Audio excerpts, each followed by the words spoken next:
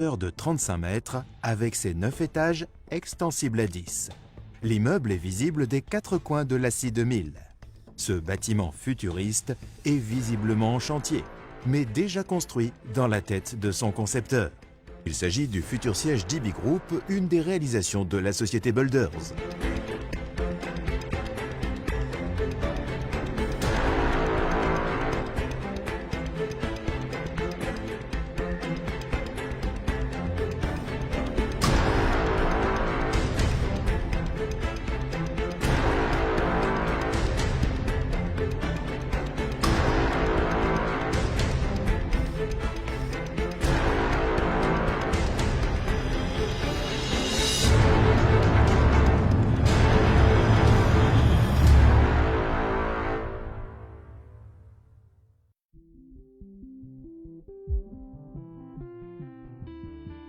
Ibrahima Diawara, le BTP, il le maîtrise comme le fond de sa poche. Il est le bulldozer de l'entreprise Builders, spécialisée dans les BTP, l'énergie, le terrassement et l'adduction d'eau, qui est l'une des filiales d'IBI Group.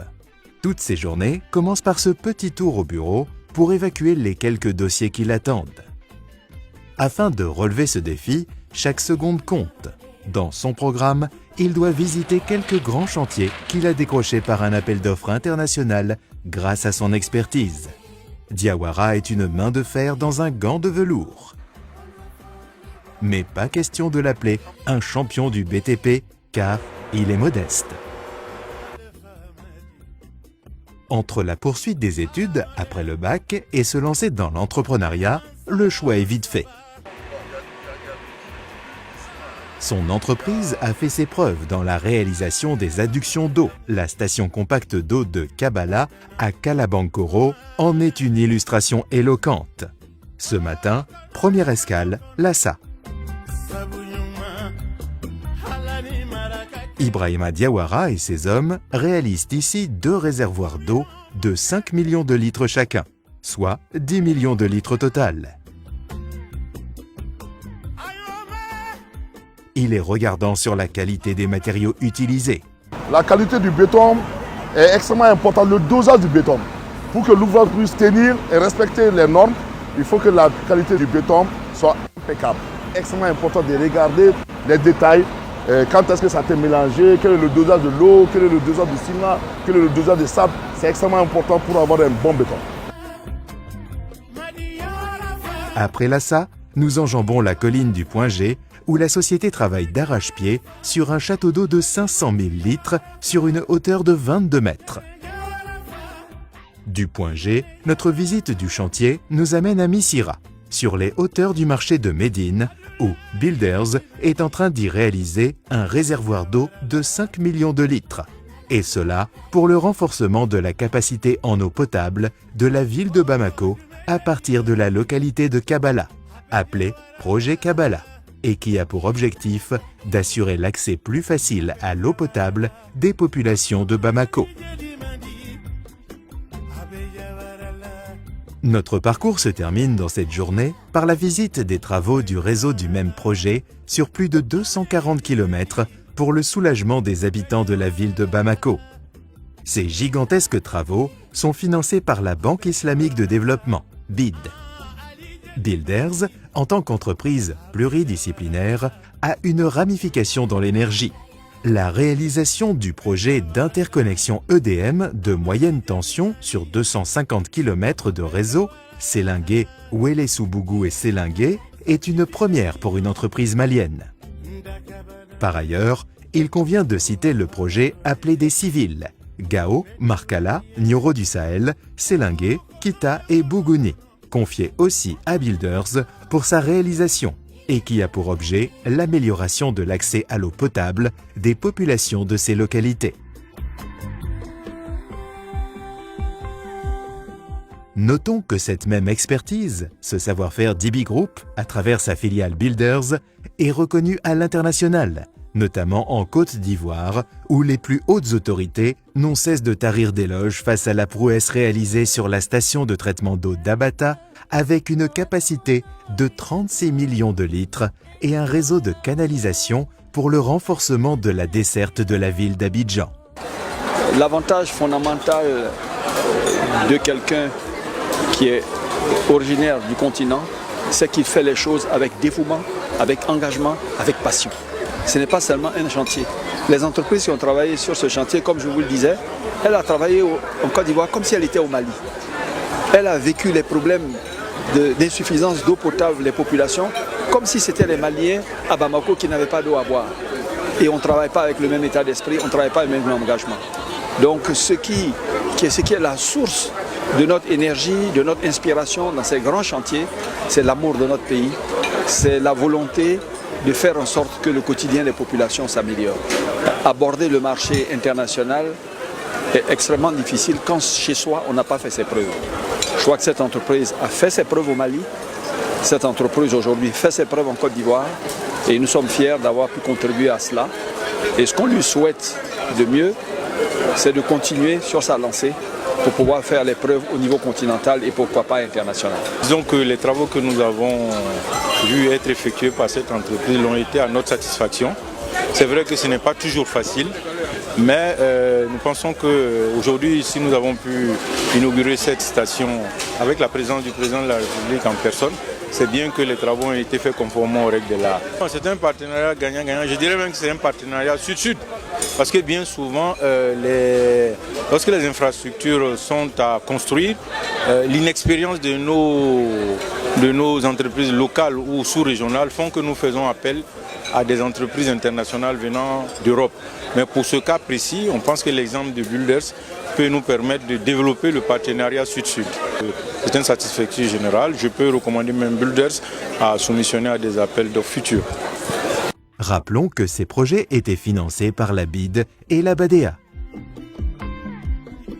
Même sentiment de satisfecit en Guinée, où l'entreprise Builders, intervenue suite à un appel d'offres international pour la réalisation du renforcement du réseau de distribution d'eau de la ville de Conakry, a reçu les félicitations des autorités guinéennes. La très grande difficulté de ces travaux, c'est qu'ils se passent en pleine agglomération.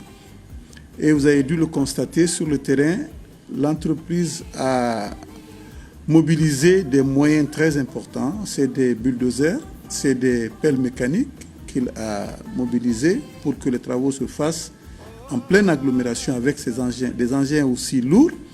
Il faut assez de professionnalisme pour que les travaux soient réussis. Et ça, on peut le dire, l'entreprise a montré son professionnalisme depuis le début des travaux. Nous n'avons pas eu de plainte majeure et les travaux se sont passés dans de très bonnes conditions. Builders à l'international, c'est aussi une autre prouesse au Congo-Brazza pour le renforcement du réseau de la ville de Pointe-Noire. Là également, l'entreprise a prouvé à suffisance qu'elle n'a rien à envier aux multinationales asiatiques et européennes en réalisant avec brio et dans le délai ce projet aussi bien innovant que complexe.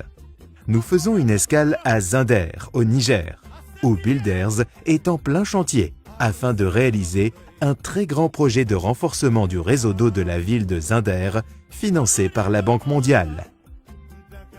Après la visite de ces chantiers gigantesques, le PDG de la holding IBI Group SA nous a fait l'honneur de l'accompagner à Caille, précisément à Bafoullabé, par vol spécial affrété à l'occasion par la branche aéronautique du groupe Malian Aero Company, MAC, qui est une compagnie de droit malien et qui opère dans le domaine du transport aérien et de la maintenance aéronautique. Monsieur Diawara nous parle de la société MAC. MAC, c'est la filiale de IBI Group qui s'occupe du transport aérien, l'évacuation sanitaire, les vols à la demande, les vols VIP, le transport de métaux précieux, tout ce qui concerne les vols à la demande. Nous faisons aussi le programme le plus provoqué, il y a plus de 10 ans. Nous évacuons les malades vers la sous-région ou le Maroc. Nous exploitons 5 avions. C'est des avions très stables, vous le constatez. C'est des avions qui sont pressurisés, qui vont jusqu'à 25 000 pieds, qui ont une vitesse de croisière de 260 nautiques et une autonomie de 6 heures de temps. Nous avons opté pour le King Air 200 parce que c'est des avions qui sont exploités un peu partout en Afrique, dans le monde. Il y a le confort et surtout la rapidité. Nous travaillons surtout avec les miniers, avec les VIP, les gens qui veulent se rendre dans les pays de la sous-région. Ils peuvent se déplacer facilement, même à l'intérieur du pays. La société existe depuis 2006, donc ça fait 15 ans que nous existons. Arrivés à destination, nous mettons le cap sur la filiale industrielle du groupe Les Usines Stone. Une fierté pour le Mali, d'abord par la qualité des carreaux produits par cette unité, qui est une première en la matière en Afrique de l'Ouest. Nous sommes à Selenkini, à 30 km de la ville de Bafouladé, dans la région de Caille. Nous sommes dans l'usine Stone, notre deuxième usine, qui a commencé la production il y a une dizaine d'années. D'abord, nous faisons du carreau en marbre, 3 mètres, c'est ça que nous appelons les slabs, 3 mètres de long par 1,25 m de large, qui nous permet de faire des carreaux de découper en fonction de la demande de la clientèle, qui nous permet de faire des tables et aussi tout ce qu'on veut comme design, les mosaïques. Voilà, donc ça c'est le marbre. La première usine malienne qui produit et exporte dans la sous-région le carbonate de calcium et de la chaux agricole ou le fameux faranogo pour le bonheur des usines de peinture et des agriculteurs du Mali et de la sous-région. Le carbonate de calcium c'est la matière première pour les usines de peinture. Nous exportons cette matière première au Sénégal. Une grande partie des usines du Sénégal, nous les fournissons. La plupart des usines, je dirais 80% ou 90% des usines au Burkina, c'est nous qui les fournissons en matière première, le carbonate de calcium, et les usines de peinture du Mali. Nous avons la troisième unité qui est la production de la chaux. La chaux vive pour les miniers, la chaux agricole pour les paysans qui permet de corriger l'acidité du sol. Et nous avons commencé aussi l'extension pour faire le ciment-colle. Ici, nous sommes c'est des centaines d'emplois directs et indirects. Quand on construisait cette usine, il n'y avait rien, zéro. Cette usine a jailli, sorti de terre, et maintenant vous voyez, c'est plusieurs villages qui sont venus s'installer à cause de l'usine. Comme on le dit, quand on exporte le chômage. Quand on importe le chômage. Aujourd'hui, Dieu merci, nous avons la matière première. C'est des centaines de jeunes qui sont fixés, qui restent, qui travaillent localement. Et ça veut dire qu'on a créé de l'emploi. Avant l'usine, il y avait zéro emploi. Mais avec l'usine, c'est des centaines de jeunes qui ont trouvé de l'emploi, qui sont restés. L'économie locale tourne. L'économie locale tourne parce que l'argent vient dans l'économie locale. Après cette visite à pas de course, une question nous taraudait l'esprit. Nous avons voulu savoir quel est l'impact socio-économique de l'implantation des usines Stone dans la communauté de Bafouladé. Le maire. Avant l'installation de l'usine, nous vivions dans un état un peu précaire.